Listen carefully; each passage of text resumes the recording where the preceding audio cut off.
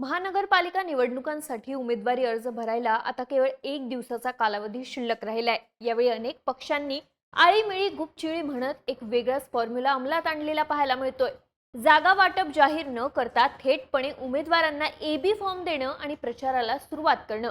मुंबईत झालेल्या पत्रकार परिषदेत आम्ही जागा वाटप आणि उमेदवार जाहीर करणार नाही हे राज ठाकरेंनी आधीच सांगितलेलं। त्यानुसार थेट एबी फॉर्म वाटप सुरू झालं। एकीकडे भाजपने सुद्धा मुंबईसाठी आपली 66 उमेदवारांची पहिली यादी जाहीर केली आहे, ज्यामधल्या अमराठी उमेदवारांची जोरदार चर्चा सुरू आहे। दुसरीकडे काल रात्री उद्धव ठाकरेंच्या मातोश्री निवासस्थानी सुद्धा अनेक उमेदवारांना एबी फॉर्म देण्यात आलेत आणि उमेदवारी अर्ज भरण्याच्या सूचना देण्यात आल्या आहेत।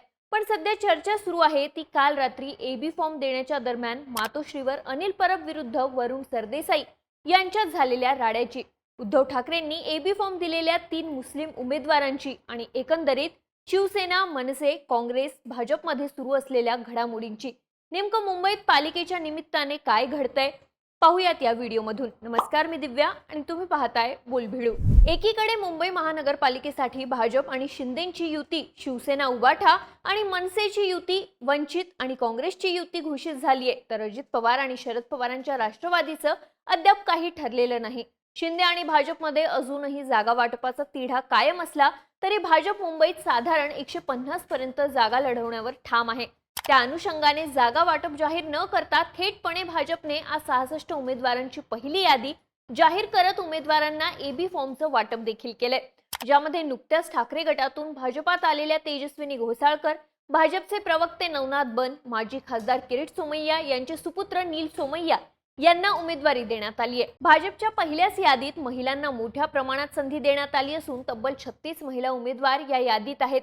दुसरीकडे या यादीमध्ये तब्बल 20 अमराठी उमेदवारांना संधी देण्यात आली आहे। भाजपने आपल्या पहिल्याच यादीत इतक्या मोठ्या प्रमाणात अमराठी उमेदवारांना संधी दिल्याने मनसेच्या अविनाश जाधव यांनी भाजपवर टीका केली आहे की भाजपने जाहीर केलेल्या 66 उमेदवारांपैकी तब्बल 20 उमेदवार हे उत्तर भारतीय आहेत। जर मुंबई सारख्या शहरात इतक्या मोठ्या प्रमाणावर परप्रांतीयांना तिकीट दिले जाणार असेल तर मुंबईचा महापौर भविष्यात मराठी कसा होईल? हा केवळ निवडणुकांचा प्रश्न नसून मुंबईच्या अस्मितेवर झालेला हल्ला आहे, असं अविनाश जाधव म्हणाले। आता एकीकडे भाजपच्या यादीची चर्चा होत असताना तिकडे ठाकरे गट सुद्धा मागे नाहीये। मुंबईवर सत्ता काबीज करण्यासाठी भाजपने जंगी तयारी केलेली असताना इकडे ठाकरेंना मुंबई कोणत्याही परिस्थितीत हातातून जाऊ द्यायची नाहीये।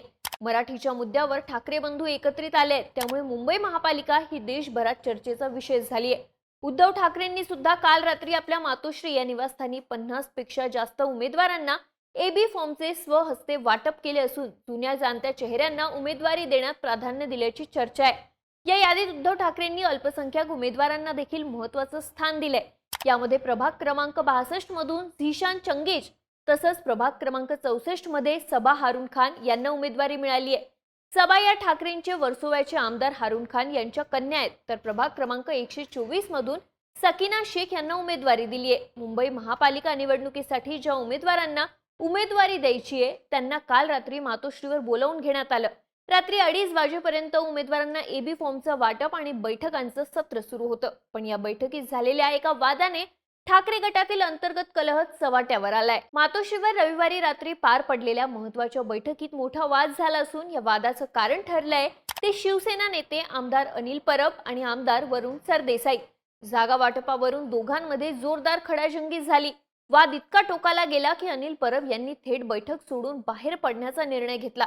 याबद्दलची माहिती समोर आली आहे, त्यानुसार वांद्रे पश्चिम येथील वॉर्ड क्रमांक 95 मधील उमेदवारीवरून हा वाद झाला। या प्रभागातून अनिल परब यांच्या गटाकडून शेखर वैंगणकर यांना उमेदवारी देण्याचं आधी ठरलं होतं, मात्र ऐन वेळेला ही उमेदवारी रद्द करत श्रीकांत सरमळकर यांचे जावई आदिक शास्त्री यांना तिकीट देण्यात आल्यानं अनिल परब प्रचंड नाराज झाले। आता ज्या आदिक शास्त्री यांना उमेदवारी देण्यात आली आहे त्यांची शिफारस आमदार वरुण सरदेसाई यांनी केल्याची चर्चा आहे आणि याच मुद्द्यावरून अनिल परब आणि वरुण सरदेसाई यांच्यात जोरदार खडाजंगी झाली। बैठकीदरम्यान दोघांमध्ये तीव्र वाद झाला आणि अखेर अनिल परब यांनी संताप व्यक्त करत बैठक अर्धवट सोडून देत मातोश्री बाहेर पडल्याची माहिती आहे। वरुण सरदेसाई हे वांद्र्यातून आमदार आहेत, अनिल परबही विधान परिषदेतून आमदार आहेत। वरुण सरदेसाई आणि अनिल परब दोघेही ठाकरे कुटुंबाचे निकटवर्तीय म्हणून ओळखले जातात। वरुण सरदेसाई हे आदित्य ठाकरेंचे नात्यामध्ये बंधू लागतात। आता मातोश्रीच्या जवळ असलेल्या या दोन नेत्यांमध्ये वाद झालाय. मातोश्रीवर झालेली ही घटना पक्षातील अंतर्गत मतभेद उघडपणे समोर आणणारी ठरली आहे. दरम्यान हा वाद केवळ महापालिकेपुरता नसून त्यामागे विधानसभा निवडणुकीत झालेल्या काही गोष्टींची किनार असल्याची चर्चा आता माध्यमांमध्ये रंगली आहे.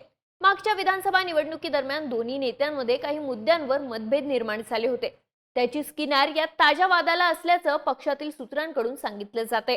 एकीकडे मुंबई महापालिका निवडणुकीसाठी उमेदवार निवड अंतिम टप्प्यात असताना मातोश्रीवर झालेली ही खडाजंगी ठाकरे गटासाठी डोकेदुखी ठरण्याची शक्यता व्यक्त केली जाते.